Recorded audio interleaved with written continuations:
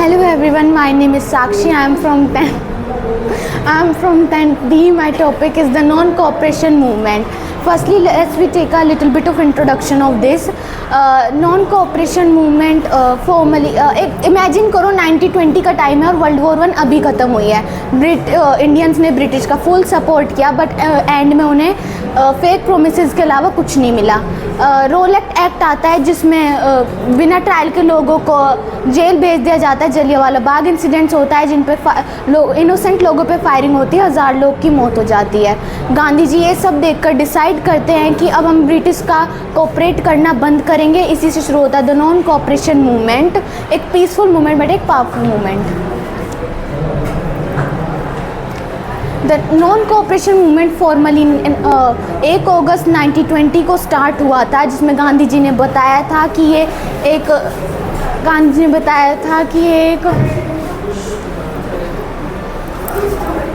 उसमें गांधी जी ने बताया था कि ये फर्स्ट नेशनल ऑर्गेनाइज्ड मूवमेंट है जिसमें जो ब्रिटिश रूल्स के अगेंस्ट। गांधी जी ने ये भी प्रॉमिस किया था कि अगर सब कुछ ठीक चलता रहा तो वो इंडिया को 1 साल में वो फ्रीडम दिला देंगे। काफ़ी लोगों ने बॉयकॉट करना स्टार्ट किया था। लॉयर्स ने कोर्ट बॉयकॉट किए थे, स्टूडेंट्स ने स्कूल्स कॉलेजेस बॉयकॉट किए थे, और लोगों ने क्लॉथ्स को भी बॉयकॉट करना स्टार्ट कर दिया था, फॉरेन क्लॉथ्स को। Circumstances leading to the non-cooperation movement, delusion after World War I।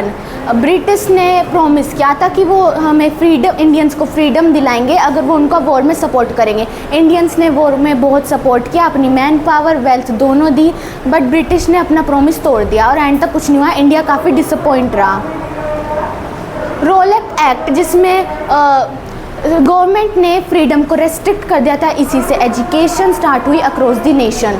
Jallianwala Bagh incident 30 अप्रैल 1919 को एक प्रोटेस्ट हो रहा था जिसमें 20,000 प्लस लोग थे, और जिसमें जनरल डायर ने बिना वार्निंग दिए सब पर फायरिंग शुरू करा दी थी, जिसमें 1000 लोगों की मौत हुई थी। इसी से इंडिया में गुस्सा और यूनिटी दोनों बढ़ गई थी। खिलाफत मूवमेंट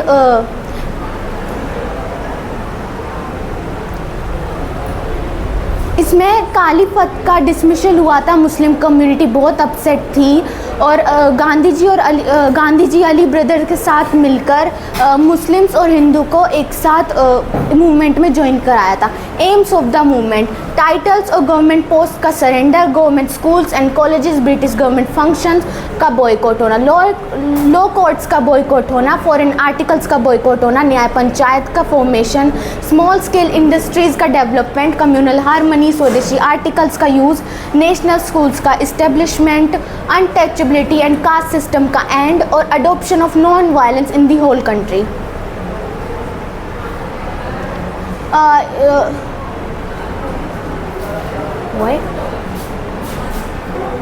लेट्स टॉक कि ये मूवमेंट कैसे स्टार्ट हुआ था। ये मूवमेंट फॉर्मली 1 अगस्त 1920 को लॉन्च हुआ था। गांधी जी अली ब्रदर्स के साथ कंट्री वाइड टूर पे गए थे, जब उन्होंने हंड्रेड्स ऑफ मीटिंग्स होल्ड की थी, और वो पॉलिटिकल वर्कर्स से भी मिले थे।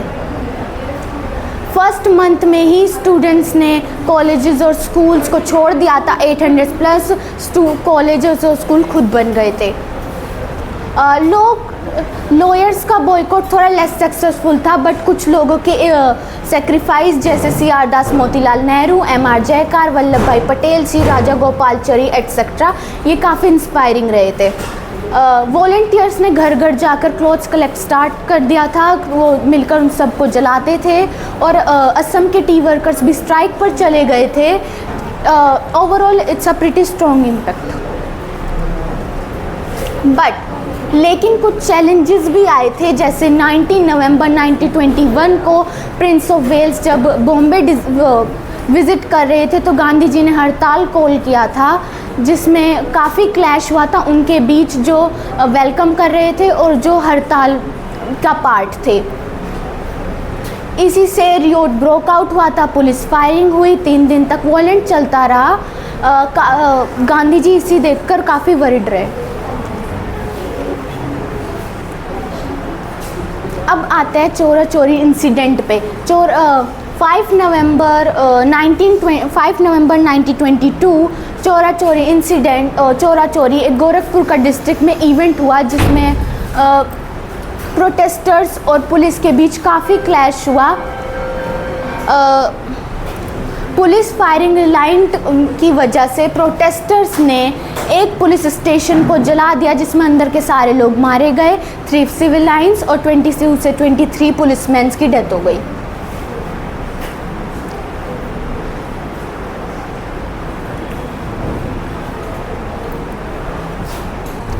इसी ट्रेजिडी के बाद गांधी जी ने डिसाइड किया कि एटमॉस्फेयर काफ़ी अनस्टेबल है, ये मूवमेंट आगे नहीं चल सकता, इसे यहीं किसी कंपेरिजन को सस्पेंड करना पड़ेगा। सिविल डिसोबेडिएंस को भी कैंसिल कर दिया गया और national Congress officially call of का भी फरवरी 12, 1922 को भी कैंसिल कर दिया।